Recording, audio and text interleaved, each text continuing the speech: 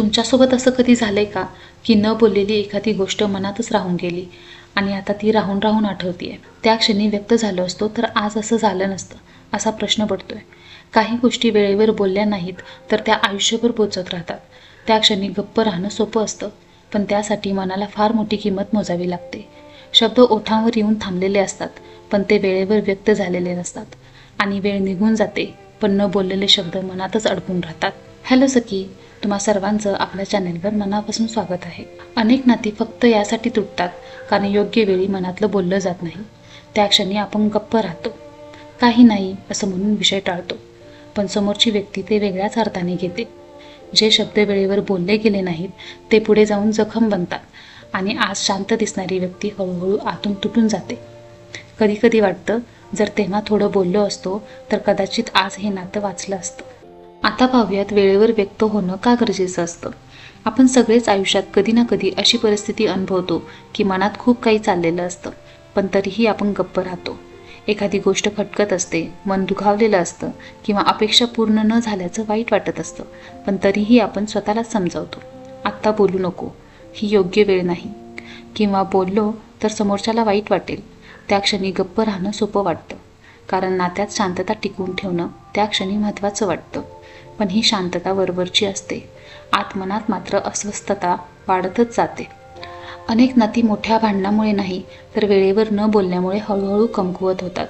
न व्यक्त केलेल्या भावना मनात साठत जातात आणि कधीतरी दुराव्याच्या रूपात बाहेर पडतात. तेव्हा समोरच्यालाही कळत नाही नातं नेमकं कुठे बिघडलं. म्हणून योग्य वेळी शांतपणे आणि प्रामाणिकपणे बोलणं महत्त्वाचं असतं, वादासाठी नाही तर ते नातं वाचवण्यासाठी. आता पाहूयात वेळेवर व्यक्त न झाल्याचे काय तोटे असू शकतात. वेळेवर व्यक्त न झाल्यामुळे सगळ्यात आधी निर्माण होतो तो गैरसमज.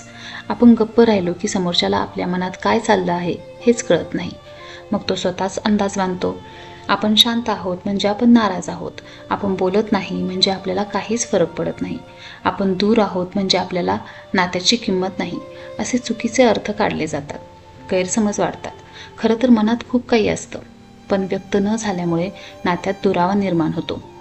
दुसरा मोठा तोटा म्हणजे मनावर येणारा ताण. सतत राहू दे, नंतर बोलू असं म्हणत राहिलं की भावना आतल्या आत साचत जातात. वरून आपण ठीक दिसतो, पण आतून चिडचिड, अस्वस्थता आणि थकवा वाढत जातो. छोट्या छोट्या गोष्टींवर राग येतो, कोणावर तरी चिडचिड केली जाते किंवा आपण पूर्णपणे शांत होऊन स्वतःचंच एक विश्व बनवतो. याचा परिणाम झोपेवर दिसतो, शरीर थकायला लागतं आणि मनावर कायमचं दडपण राहून जातं. न बोलणं हे फक्त नात्यांनाच नाही तर स्वतःलाही खूप त्रासदायक ठरतं. तिसरा तोटा म्हणजे नातं हळूहळू संपुष्टात येणं. सुरुवातीला संवाद कमी होतो, मग शेअर करणं थांबतं आणि नंतर आपुलकी कमी होते. लोक एकाच घरात राहतात, रोज भेटतात, पण भावनिकदृष्ट्या खूप दूर जातात. कोणीही विचारत नाही तुला कसं वाटतं आणि कोणी सांगतही नाही की त्यांना काय प्रॉब्लेम आहे. मग एक दिवस अचानक एखादा मोठा निर्णय घेतला जातो, नातं तोडणं, दूर जाणं किंवा पूर्णपणे अलिप्त होणं. तेव्हा सगळ्यांना प्रश्न पडतो, हे नातं इतकं बिघडलं तरी कधी?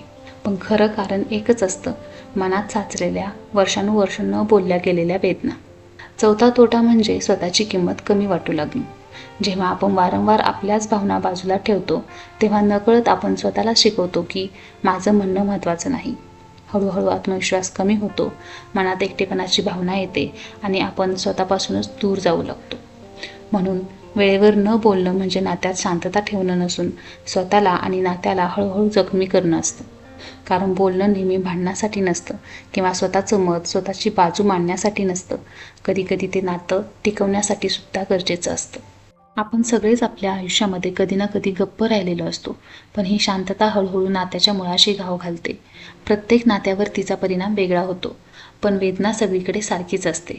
विशेषतः पालक आणि मुलांच्या नात्यात ही वेदना जास्त जाणवते. पालक आयुष्यभर कष्ट करतात, स्वतःच्या इच्छा बाजूला ठेवतात आणि मनापासून सगळं मुलांसाठी करतात. त्यांना वाटतं हे सगळं पाहून मुलांना कळेल की आम्ही किती प्रेम करतो. पण अनेकदा मुलांच्या कानावर ते प्रेमरूपी शब्द पोहोचतच नाहीत. आम्हाला तुझी काळजी आहे, तू आमच्यासाठी महत्त्वाचा आहेस, हे शब्द न ऐकल्यामुळे मुलांच्या मनात एक शांत रिकामेपण तयार होतं. जणू सगळं आहे पण तरीही काहीतरी कमी आहे.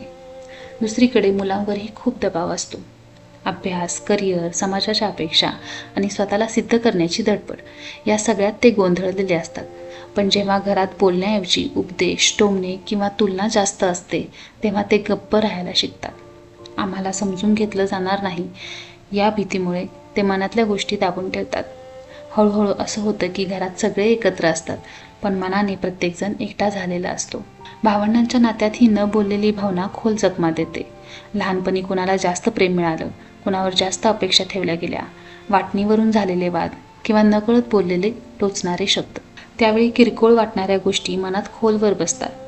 त्या वेळेवर बोलून मिटवल्या गेल्या नाहीत तर वर्षानुवर्ष आत साचून राहतात. मग मोठेपणी भेटी कमी होतात, बोलणं औपचारिक होतं आणि अचानक जाणवतं आपण एकाच घरात वाढलो, पण आज आपलं नातं फक्त नावापुरतं उरलं आहे. हे अंतर एका क्षणात नाही तर अनेक वर्ष मनात साचलेल्या न बोललेल्या वेदनांमुळे वाढलेलं असतं. पण वेळेवर व्यक्त न होण्याचा सगळ्यात खोल परिणाम प्रेम संबंधात किंवा नवरा बायकोच्या नात्यात होतो. सुरुवातीच्या काळात सगळं अगदी साधं आणि सोपं वाटतं. बोलणं, हसणं, प्रत्येक गोष्ट शेअर करणं. पण काळ जसजसा पुढे जातो, जबाबदाऱ्या वाढतात, आयुष्य वेग घेतं आणि अपेक्षा बदलतात. मात्र या बदललेल्या अपेक्षा बोलल्या जात नाहीत. एखादी गोष्ट दुखावते, एखादं वागणं खटकतं, पण वाद नको, आत्ता बोललो तर सगळं बिघडेल असं म्हणत गप्प बसलं जातं. त्या क्षणी शांतता तर टिकते, पण त्या शांततेत प्रेम मात्र हळूहळू कमी होत जातं. प्रेमात न बोललेली नाराजी लगेच रागाचं स्वरूप घेत नाही. ती हळूहळू वागण्यात बदल घडवते आणि अंतर वाढवत जाते. संवाद कमी होतो, प्रश्न विचारणं थांबतं आणि एकमेकांना गृहीत धरलं जातं. मग एक दिवस मनात प्रश्न उभा राहतो, तो किंवा ती पूर्वीसारखा राहिला नाही. पण खरं कारण प्रेम संपणं नसतं, तर वेळेवर व्यक्त न झालेल्या भावनांमुळे निर्माण झालेला दुरावा असतो. म्हणूनच कोणतंही नातं वाचवायचं असेल तर वेळेवर बोलणं फार गरजेचं आहे. कारण बोललेली भावना नात्याला आधार देते, समज वाढवते आणि जवळीक निर्माण करते.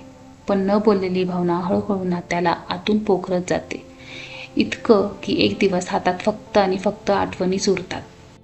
आता आपण पाहूयात वेळेवर व्यक्त होण्याचे काय फायदे असू शकतात. आयुष्य खरं तर फारच लहान आहे आणि वेळ कुणासाठीही थांबत नाही. तरीही आपण सगळेच एका भ्रमात जगत असतो. आपल्याकडे अजून खूप वेळ आहे असं वाटत राहतं. आज नाही तर उद्या बोलेन, आत्ता नको, नंतर सांगेन असं म्हणत आपण दिवस ढकलत राहतो. पण आयुष्य आपल्या सोयीप्रमाणे चालत नाही. दिवस कधी आठवण बनतात ते कळतही नाही. वर्ष निघून जातात आणि मागे वळून पाहिल्यावर जाणवतं की कितीतरी गोष्टी बोलायच्या राहूनच गेल्या. आज जे आईवडील आहेत, जे जोडीदार आहेत, जे मित्र आहेत, ते कायम आपल्यासोबत असतीलच याची कोणतीच हमी नाही. आज घरात ऐकू येणारं हसू उद्या आठवण बनू शकतं. आज जी व्यक्ती आपल्या घरात हसत आहे, उद्या तीच रिकामी खुर्ची बनू शकते. तेव्हा जाणवतं की बोलायचं खूप काही होतं, पण आपण योग्य वेळेची वाट पाहत राहिलो. म्हणून मनातली गोष्ट साठवून ठेवू नका. वेळ आहे तोपर्यंत, आपली माणसं आपल्या जवळ आहेत तोपर्यंत भावना व्यक्त करणं अत्यंत गरजेचं आहे.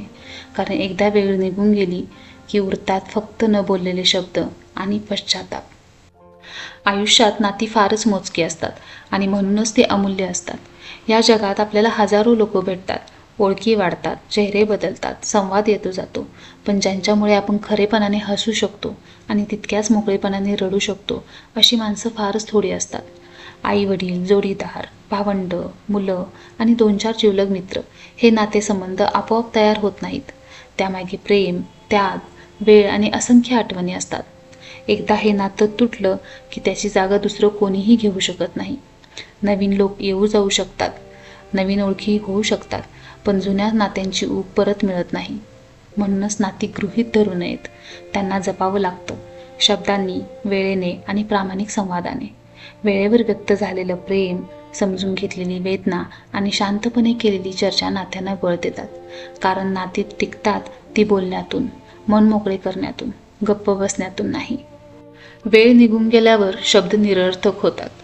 जोपर्यंत समोरची व्यक्ती आपल्या आयुष्यात आहे तोपर्यंतच आपल्याला बोलण्याची संधी असते. तोपर्यंतच आपण आपलं मन मोकळं करू शकतो, आपली चूक मान्य करू शकतो, माफी मागू शकतो किंवा साधं तू मला खूप महत्त्वाचा आहेस असं म्हणू शकतो. एकदा ती व्यक्ती मनाने दूर गेली किंवा आयुष्यातून कायमची निघून गेली की मग शब्द निरर्थक होतात. कितीही कंठ दाटून आला तरी ते ऐकायला कोणीच उरत नाही. तेव्हा आठवत राहतं आणि मग वाटतं तेव्हा थोडं बोलायला हवं होतं, तेव्हा राग सोडायला हवा होता, तेव्हा प्रेमाने सांगायला हवं होतं. म्हणूनच वेळ असताना बोला, माणसं जवळ असतानाच त्यांना कळू द्या, कारण नंतर मनातलं कितीही खरं असलं तरी ते समोरच्यापर्यंत पोहोचवता येत नाही. अहंकार नात्यापेक्षा मोठा नसतो. खूप नाती मीच का बोलू, मीच का माघार घेऊ, समोरच्याने आधी यायला हवं या हट्टामुळे हळूहळू तुटत जातात. त्या क्षणी आपल्याला वाटतं की आपली बाजू योग्य आहे, आपला अभिमान, आपली प्रतिष्ठा महत्त्वाची आहे. अहंकार, ॲटिट्यूड, स्वतःला वरचढ ठेवणं या गोष्टी क्षणभर समाधान देतात, पण नातं एकदा हातातून निसटलं की या सगळ्याचा काही उपयोग राहत नाही. तेव्हा फक्त रिकामेपण उरतं आणि मनात एकच प्रश्न राहतो, हे सगळं टाळता आलं असतं का? अहंकार क्षणभर मजबूत असल्याची जाणीव देतो, पण नातं आयुष्यभर साथ देतं. म्हणून निवड करायचीच असेल तर अहंकारापेक्षा नात्याला प्राधान्य द्या, कारण अहंकार मोडला तरी चालतो, पण नातं तुटलं तर त्याची भरपाई कधीच होत नाही. खरं तर संवादाची सुरुवात कोण योग्य आणि कोण चूक यावर अवलंबून नसते. नातं वाचवायचं आहे का हा खरा प्रश्न असतो. कधीकधी पहिलं पाऊल आपणच टाकणं गरजेचं असतं, कारण नातं आपल्याला महत्त्वाचं असतं. थोडं झुकणं म्हणजे हार मानणं नसतं, तर ते त्या नात्याला प्राधान्य देणं असतं. माफी मागणं म्हणजे स्वतःला कमी लेखणं नाही आहे, तर समोरच्याचा वेदना समजून घेणं असतं. बोलणं म्हणजे कमजोरी नाही, ती परिपक्वता आहे. आपल्या समाजात आजही अनेकांना असं शिकवलं जातं की भावना व्यक्त करणं म्हणजे कमजोरी, रडणं म्हणजे दुर्बलता आणि मनातलं बोलणं म्हणजे धोका पत्करणं. म्हणूनच अनेक जण गप्प राहणंच योग्य मानतात. पण वास्तव असं आहे की मनातल्या भावना शांतपणे आणि समजून मांडणं ही मोठी मानसिक ताकद असते. कोणीही ओरडू शकतं, राग दाखवू शकतं आणि नातं तोडू शकतं, पण स्वतःच्या भावनांना ओळखून त्या शब्दात मांडणं सोपं नसतं. बोलणं म्हणजे हार मानणं नाही, ते नातं वाचवण्यासाठी उचललेलं धाडसी पाऊल असतं. जो संवादाची सुरुवात करतो तो पळ काढत नाही, तो जबाबदारी घेतो, आपल्या भावना, आपल्या चुका आणि आपल्या नात्याची. म्हणूनच बोलणं ही कमजोरी नाही, ती मनाची ताकद आहे आणि नात्यांना जिवंत ठेवण्याचा मार्ग आहे. नाती वाचवायची असतील तर आत्ताच बोला, उद्यावर ढकलू नका, कारण योग्य वेळ असं काही नसतं.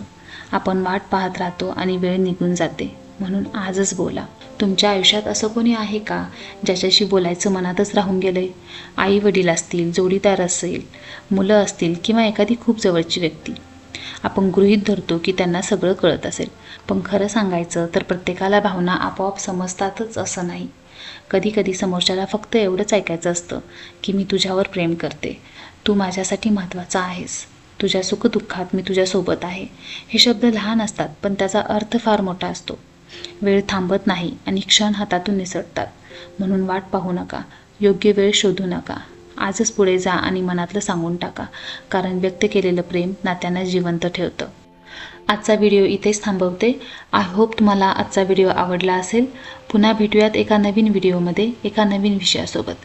तोपर्यंत आनंदी राहा आणि स्वतःची काळजी घ्या. धन्यवाद.